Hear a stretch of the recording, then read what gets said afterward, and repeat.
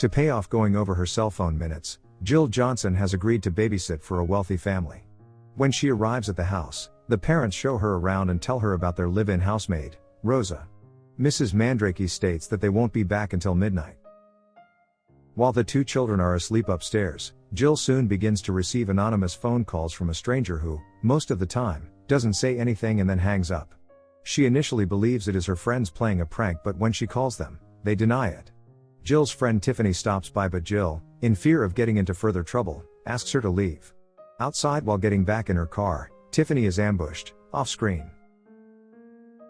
Meanwhile, other strange events begin to occur, such as the house alarm going off for no reason and knocking at the door with no one there. The caller rings and asks Jill, "Have you checked the children?" After she does, he calls again and asks, "How were the children?" indicating he can see her.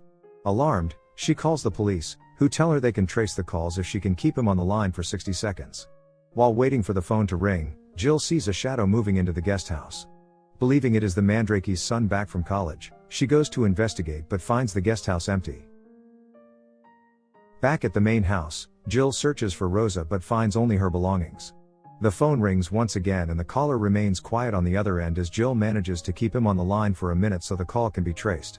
Jill then hears the shower running in the maid's room, but, upon checking, the bathroom is empty. The police then tell her the calls are coming from inside the house. Horrified, Jill finds Tiffany dead on the bathroom floor and flees. Jill goes to the children, who are already hiding in their playroom.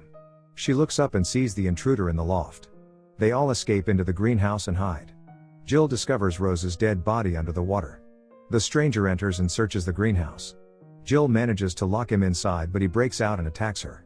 During the altercation, Jill manages to stab the assailant's hand into the hardwood floor with a fireplace poker, before rushing out of the house into the arms of a police officer.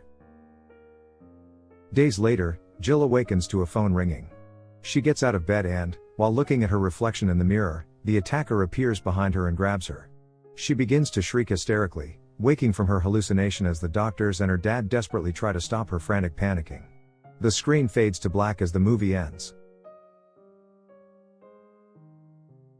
To watch more video like this, click on the videos on your screen, and don't forget to let me know how you feel about today's video in the comments down below. And at last I will say, stay safe and stay healthy. See you next videos.